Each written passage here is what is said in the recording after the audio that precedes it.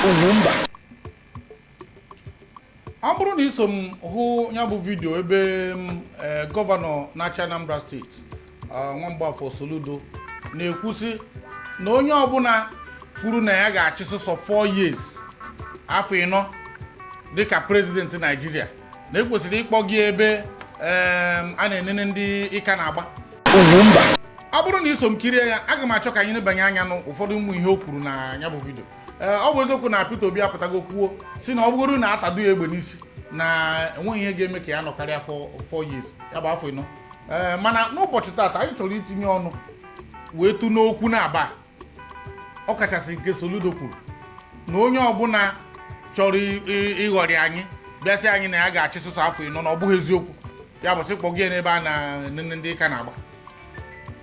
Ebetigo ndị Igbo. Dogwu na abụ. No. Ndị wa ekene nwe. Ebetigo tinye okwu ọnụ.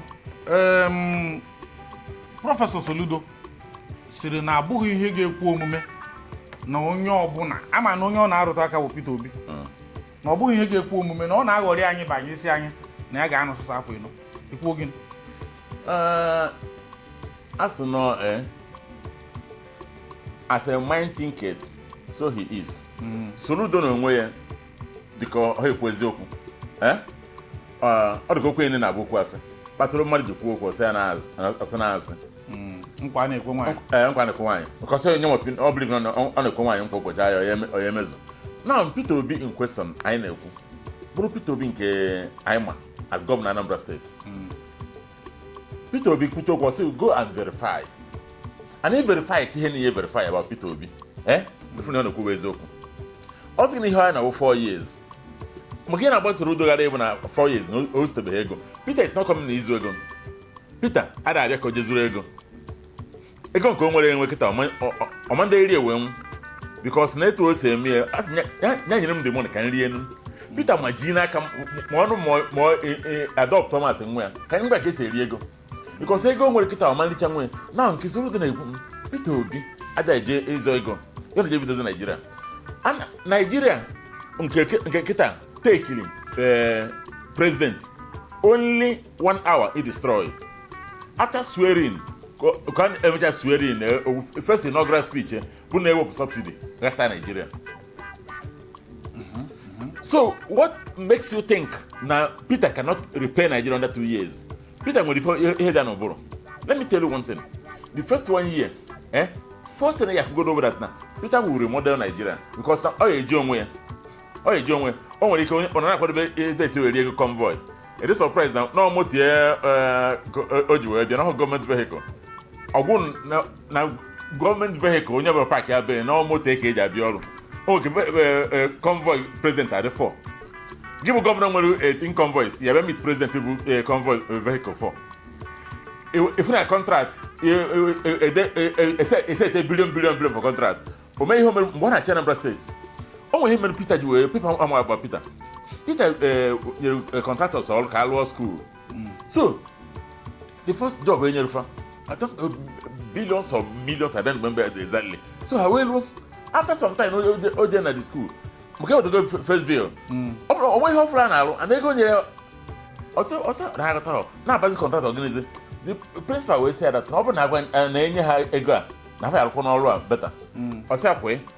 Or let's say that the job contractor bid, let's say 200 million. Only can bid 20 something million. Or will first 10 million near the principal. Gafananya, Naba.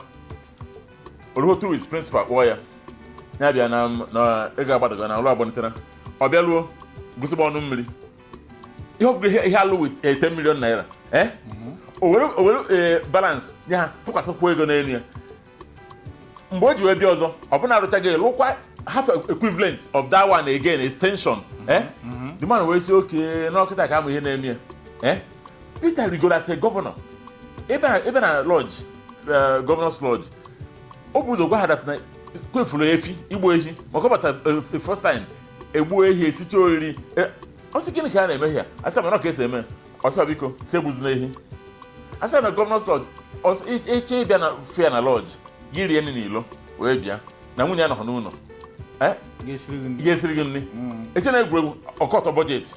nne na mmanya ha isi mmanya enye gị ewu malt maọbụ ompa maọbụ ụmụ kreke bia daran o bitere n'oge nhazi onwe enwere fuel dump na lodge ife onwe dị ize omere bụ na o mesi fuel dump epetike ka m jizi gị maka ọ bụrụ na ị gụọrọ anyị ha enwere ike anyị ama nna tata ọkụ maka Soludo ka onwe ha onye na-ama ha anyị anụghị enụkwasị ya mana ihe anyị chọrọ ịjụ bụ ebe anyị chọrọ ilebanye anya bụ na ikwugo na onye nke ya nọ kịta mebiri Naijiria na mbido ma Naijiria mebiri mmebi Naijiria bidoro na ụdị nwa nawa ozugbo ahụ ọ rigoro n'elu podium gakwuo okwu na Peter ga-emezi nwe na afọ 4 ọkwa eziokwu 2 years azụmahịa 2 years ọ dị mma anyị ga na-aga n'ihu n'okwu a mana ofu ihe m chọrọ itinye anya bụ ka anyị na-achịgodo anya enwere ndị mebugoro ya na mbụ ọ bụrụ na ị na-anya ọtụtụ ebe dị iche iche dị n'ala Igbo mgbe n'ala Igbo niile bụ East Central State Michael Ọkpara bụ onye chịrị mgbe ahụ ihe ọ chịrị bụ sọsọ afọ 6 ihe ọ rụrụ mgbe ahụ ka dị ruo tata ewezuga Michael Ọkpara ndị ọzọ rụrụ ọrụ ndị ọzọ chịrị ala Igbo bụ ji mmụọ obodo na Mbakwe ihe a chịrị bụ afọ 4 maka agụụ bọjetị dị sekọnd tam mgbe Mbakwe banyere ji ma abanyeghị ozugbo ọ na-eme ihe na ndị kọtụ chụtuo ya onu wee banye onu agụụ bọjetị ya bụ na a ga-asị na teknikalị ha chụrụ afọ 4 ngwa gaa na Anambra steeti niile bụ nke gụnyere Enugu Anambra na mpaghara Ebonyi steeti bụ nke ji mgbu chịrị gaa n'Imo steeti bụ nke gụnyere Imo ugbu a Abia na mpaghara Ebonyi steeti gaa na-ene ihe Sam Ọnụna ka Mbakwe rụrụ kamgbe ahụ ọtụtụ ime ha ka dị ruo ugbu a ewesị na onye sị na ya ga-emezite Naijiria n'afọ 4 na isi adịghị ya mma a ga-achọkwa onye kwuru okwu nye bụ okwu ihe na ka amara onye isi na-adịghị mma maka na ịmagana etu arụrụ a na-agba n'afọ gọzie omenala maka na onye bịa ga-achọ 4 years emechaa 4 years ife onye nke asịrị anyị na ọ bụrụ na ya emeta ha ọkụ mmadụ atinyere ya ọzọ ife na ọ chọkwa na etu a ga-esi ebido na tewe okwu ha pent akụkọ na izu one mere gara aga ka ofu onye pụtara na si na afọ 8 ezu kwuduru ya sef na ekwesịrị inyekwu third term ọ babụghị second term ya bụ arụrụ ma na-agba n'afọ wee ghọrọ anyị omenala nke bụ na ị na-ekwuzi na ihe adịkwana pọsịbụl ime ya n'ụdị a na-eneghe anya onye a dịka mgbe m na-agwa mmadụ si na mgbe m bịara Lagos na ego moto bụ 90 naira akpụrụka 110 naira na ịgba nnukwute bọọsụ luxurious bọọsụ 110 naira ọ na-asị m ma ihe m na-ekwu nche 100 naira iji kịta ga-esi ebe a dunaghị ana Igbo ọ na-ene m anya ka onye Nyazaf nche na agbara m 40 naira from Abuja to Lagos na mass transit bus ndị gọọmenti 40 naira so mgbe ụfọdụ a na-agwa ndị mmadụ ihe dị agha ị na-asị ihe a ọ bụ ihe ga-ekwe omume ọkwa ihe ofu onye kwuru chi ọ bụgoro na-emepe ọnụ ụzọ eluigwe ọ bụ ihe ga-ekwe omume mgbe a na-emezi oju anyị efu ya mana ozilie ya bụ na anyị bụ ndị kwenyere hapụ anyị ka anyị kwenye na anyị kwenyere na ọ bụrụ na Peter bata na ihe ọ ga-eme ka nkụ ebetike mma ihe nji na-akpọ ugwu na ndị a bụ ndị ụmụnne anyị na-ebukwa ndị Igbo ofu onye bụ prọfesọ ọkammụta gụrụ akwụkwọ onye nke ọzọ bịasụrụ gụọ nke ya bụrụ treda na-agbakọ ego na trade fair mgbe ahụ gbagizie o wete ndị prọfesọ ndị Anambra si actually ọ dị ka ọnwa dị na ndị Enugu ga-edemanụ mbụ ọ dị ka ọnwa dị na ọnụ ka ọ bụ so ihe mere ya affect ka ọ bụ ka o si ọ dị ka ha ka aghọ dịkwa ewu ọ dịwa naghị ka allegedly bụ onye ebe na ịmahazi ebe gọvanọ usu na-achị maka ikwu nne ya bụ gịnị ebetikọpechi okwu a etu anyị kpọrọ ndị be anyị kịta na-akpọ ikwu nne iwe ewe na mbọkọsọ ọ dị m ka na-emezi na ihe ọbụla onye ọbụla mee ihe ọ na-emeta ha si na ochi Anambra aka na-ekwu ikwu nnukwu ndị be anyị ekene m prọfesọ Chukwuma Charles Soludo amụm ihe Peter Obi mere gị amụ na ọtabụrụ omeji gị ife ndị shọbụ na ọ chụọ nwunye gị ọ bịa chụọ nwa gị the hatred is too much ya akpagokwa onye Igbo every other tribe n'ụwa na-respect one another ka nwa gị eziokwu onye ji nwa na-ewe ala ndị ezi ahụ eteke serious. There's somebody like Governor Imo State, Kafa Governor Imo State, Hope Uzodimma. No matter how hard that man is, I'm not the tough. Man, a man no any day, up anybody, even political opponents, don't go to every people. Also, who know the mandate will stand. We're not containing weight. Also, who know I said John, he knows what he wants. If I defeat Obi the first time, because now you watch 2,000 votes, or win the election. How was then you reckon any here? If you're going again, Kita, first time we need 18 pages. 18 pages, give a condemn of Obi. Oh, well, look, only one line. We finish here. It was again, and so why the hell? Maybe a professor, I have a professor, I have a trader. Now I'm going to the trader. You can say professor, get long the professor. Okugu. Dubai, Taiwan. If how he diminished you, and I check it, every time you attack that man, it comes back to your government. What can you go for 2014 April, yeah? Here, Kumaka American governor.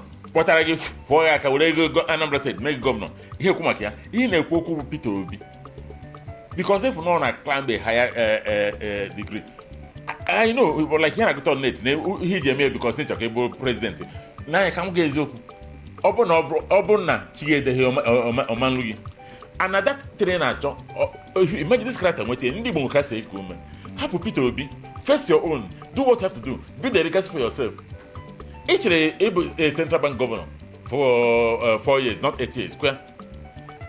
Can you stand? The good things you once a governor. Can you stand? See, go and verify. When I put it away, you go and verify. Go and verify. If one can verify again, one go and verify. Oh, you go and verify. If you don't verify, go do Happy Peter one day go okay. Open nature vote here. On again as on one in Bunneto. Or no when they where and get it. Go your way. Like Peter say, Peter man no get in a second. Onya say. The only the one can also now my respected elder brother or Joel Bonager. Mono one no yan equal respected elder brother Cobo. All life. Even professor, if we make a ezokuni when that code Bundabulu, when the reflective jacket wearers Bundabulu, if we make a hammer. Happy Peter come on his claim, turn your own. Each other to area, you to only sorgen. Because come go ezoku. As a election no one na getata. Peter will be against you. In the family area. Oh, we cover nine neck, I'm a blessed woman, but not dream only aura around him. Allow him to be. He had a cocoa when I have Obiezoku, no idea. Over, and I had over a Obiezoku. He had been more be a be a woman is open. And I know when I ask you, whatever he needed, was that him. Peter, I'm going to go because as we speak today, I walk at a meeting in Nigeria, and Nigeria, all the political parties for meeting. Here's an discuss Peter Obi. We're gone. You have not like when I say, on after Peter, when I go now, only open a TV today, talk and the APC in Yego, or the Peter. It means now we're gone. It means that Muhammad, whether we like him or not, there's a con with it. When that Muhammad on our command respect. Charunka Nuzo. Face a teenager. Liba was on my going academy Martinez, only a professor governor. Mana, only a lot of things see a change. None advice. Advice say you get consult a mobi. I didn't get free of charge. Ọ dị mma Igbo Igbo ọrụ na mgbe anyị ga-apịachi ya bụ mmemme maka na ka a na-ekwu bụ ọ bụrụ na onye kwuru onye a gwara nụ ọbụrụ ya na onye kwuru kwutara ọfụma mana ihe anyị na-ekwu bụ biko etu ọ bụ na o si dị ya bụ ihe ọ bụrụ na ọ ga-ekweghị mme biko benata aka wepụ aka enwe n'ofe ọ bụrụ na o kwere ndị mmadụ iji afọ ịnọ ghasaa Naịjirịa bụ nke ọtụtụ ndị mmadụ na ha agwaghị ugbu a mara na ọ bụ ihe kwere omume na Peter Obi ga-eji afọ ịnọ wee mezitie tinye ya n'ụzọ ebe ọ ga-abụ agbanyezie fuel ọgbara na-aga maka na ihe ọ bụ ịtụgharị isi Naijiria ka ọ ga-abụ onye ọzọ ga-abatazi after him a na-asị ya nekwa ebe nwoke ma medebere si ebe ahụ mere na-aga mana ọ bụrụ na ikweghị ka m lụtara na mmadụ dịka Rochas Okorocha bụ onye na-azọ prezidenti kwa mgbe ọ bụghị dị na ọ ka na-atụ anya ya ọzọ na prezidenti ọtụtụ afọ ọtụtụ n'ime anyị kwenyere maka na ọ bụrụ na ife ha na-egosi na AIT na channels mgbe ahụ Arise apụtabeghị anyị na-ekwenye na Rochas mekata kpara Naijiria aka na ọ ga-emeta Naijiria wee nye ya ga-abụrụ gọvanọ ka ọ rụchara gọvanọ ahụ ọkpụọ onwe na prezidenti wee gbatee ya aka nke bụ na azọ ya tata ma ndị Igbo ama nkwuchi mgbe ahụ Rochas na-ekwu okwu ọnụ Rochas na-atọ n'ụtọ o nwere ike kwuo okwu 2 hours anọrọ na-ege na-akụrụ ya aka okwu Rochas ka nwee ọnụ ọtọ biribiri mana ya bụ une enyere ya n'Imo steeti ọ da n'uche nke m mere ya na ọ bụrụ na ọ pụta echikwuo okwu prezidenti na onwe ya na-atinyere ọnụ ma ndị Igbo anyị a sị na ya bụ best candidate anyị kịta na dịka onye Igbo mmụọ ama ntụnyere ya bụ biko na ịrụ ọrụ gọvanọ nke Central Bank mgbe ahụ anya na-asabeghị ndị mmadụ onye dịka Sanusi wee pụta saa ndị mmadụ anya wee were ego Naijiria o wee bụrụ na ọ dị n'iwu na e nwere ego ekwesịrị ịdị na-eji na-emepe obodo ịhapụ ya Sanusi wee pụta mepee anyị anya ịrụcha gọvanọ nke ahụ bịazie ruo gọvanọ nke Anambra awụ n'onwe gị na ana ma ọ bụrụ na ị dị n'obi na ị ga-aga 2031 maọbụ 2100 mgbe Chineke jide mmadụ ndụ epetụgo ndị Igbo anya na